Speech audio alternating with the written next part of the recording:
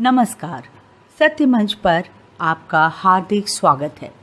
आज हम बात करेंगे मणिकर्णिका घाट की, जो काशी में महाशमशान के नाम से प्रसिद्ध है।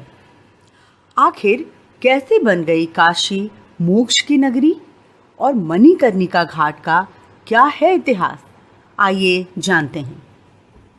काश्याम मरणात् मुक्ति। जो व्यक्ति काशी में अपने प्राण त्यागता है उसे मुक्ति प्राप्त हो जाती है। यह मान्यता सनातन धर्म में विशेष स्थान रखती है। इसी कारण सद्गति के इच्छुक अनेक व्यक्ति काशीवास करते हैं। जीवन, मृत्यु और पुनर्जन्म की गुत्थियां सुलझाने की कोशिश करने वाले इस वैज्ञानिक युग में भी यह विश्वास इतना प्रबल है कि काशी में अंत्येष्टि का माहौल ही बदल गया है।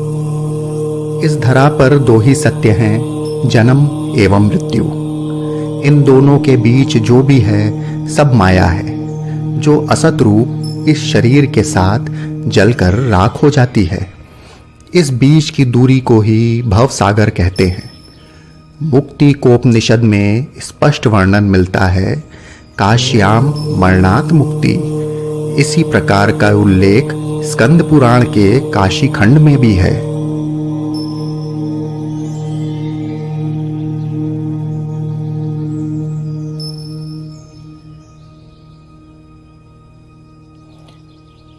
काशी में मुक्ति क्यों?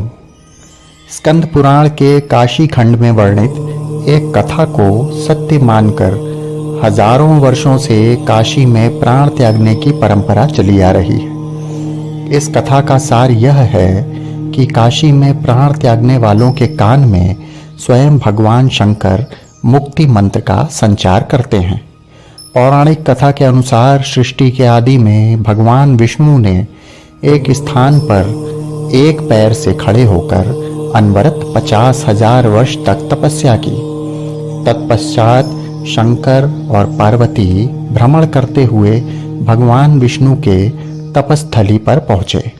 उन्होंने देखा एक तालाब खुदा हुआ है, उसमें जल है और भगवान विष्णु तपस्यारत हैं।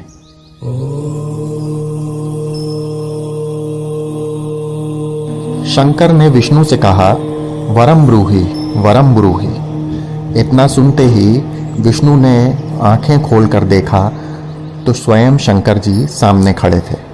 भगवान विष्णु अत्यंत प्रसन्न हुए। प्रसन्न चित्त विष्णु ने शंकर से कहा, सर्वप्रथम आप यह वर दीजिए कि जिस प्राणी का काशी में देहावसान हो उसे मुक्ति प्राप्त हो। महादेव ने तथास्तु, ऐसा ही होगा कहा। कहते हैं कि सतयुग के उसी दिन से भगवान शंकर ने स्वयं यह भार वहन किया कि जिस भी कीट, पतंग, स्थावर, जंगम की मृत्यु काशी में होगी उसके दक्षिण कर्ण में मैं तारक मंत्र का उपदेश दूंगा, जिसके प्रभाव से वह प्राणी या जीव जंतु मुक्ति को प्राप्त करेगा।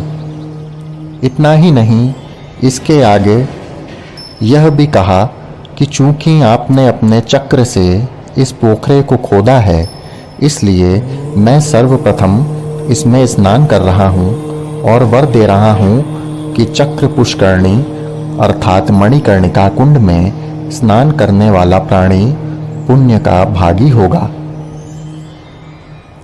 यह सुन श्री नारायण ने अपना सिर हिलाया और संयोग से उनके कान की मणि उस पोखरे में गिर गई। तभी से वह मणिकर्णिका कुंड के नाम से विख्यात हुआ। यह कुंड आज भी मणिकर्णिका घाट पर है। कार्तिक शुक्ल 14 को इस कुंड की विधिवत सफाई की जाती है। काशी में शमशान का इतिहास। काशी में शमशान की परंपरा युगों प्राचीन है। एक युग वह भी था जब लोग संपूर्ण काशी को ही शमशान क्षेत्र मानते थे।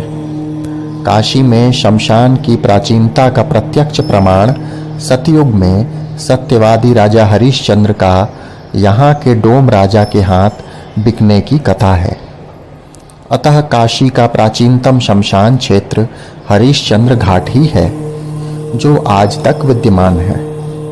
यहीं रानी शैव्या अपने पुत्र रोहिताश्व की लाश को लेकर आई थीं और सत्यवादी राजा हरिश्चंद्र अपनी धर्म पत्नी से भी शमशान कर की मांग कर कर्तव्य पालन की पराकाष्ठा तक पहुंचे थे। इस घाट पर सती होने वाली नारियों के चिन्ह आज भी विद्यमान हैं। आइए अब जानते हैं मणिकर्णिका घाट का इतिहास। हरिश्चंद्र घाट जैसे प्राचीन शमशान होते हुए भी लोग आज मणिकर्णिका घाट को ही काशी का मुख्य शमशान मानते हैं, जो कि मात्र 250 वर्ष पुराना ही है। आइए जानते हैं मणिकर्णिका घाट की कहानी क्या है।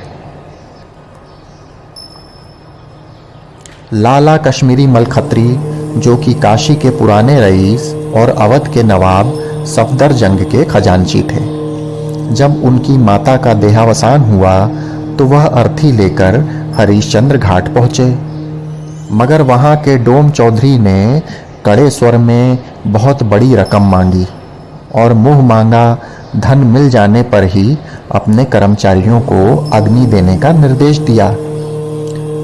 यूं तो लाला जी के पास धन की कमी न थी और लाला जी ने धन देना चाहा भी, किंतु वहां उपस्थित अन्य लोगों के आक्रोश को देख वे भी अपनी मां की अर्थी को लेकर मणिकर्णिका आ गए। यहाँ उन्होंने अशर्फियां बिछाकर जमींदार और तीर्थ पुरोहित से उतने दूर की जमीन खरीद ली और अपनी माता का दाह संस्कार किया। बाद में उन्होंने कुल 7 चबूतरे बनवाए जो विभिन्न जातियों के शवदाह के लिए थे। इस प्रकार से मणिकर्णिका घाट, जो कि पहले एक पुण्य तीर्थ के रूप में मशहूर था, वह अब शमशान के रूप में जाना जाने लगा। तो यह था मणिकर्णिका घाट का शमशान बनने का इतिहास। आप सभी को हमारा वीडियो कैसा लगा हमें कमेंट कर अवश्य बताइएगा।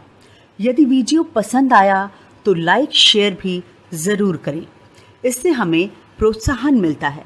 और हाँ, यदि आप हमारे चैनल पर नए हैं तो सब्सक्राइब ज़रूर करें ताकि हमारे आने वाले वीडियोस का आनंद आप लेते रहें।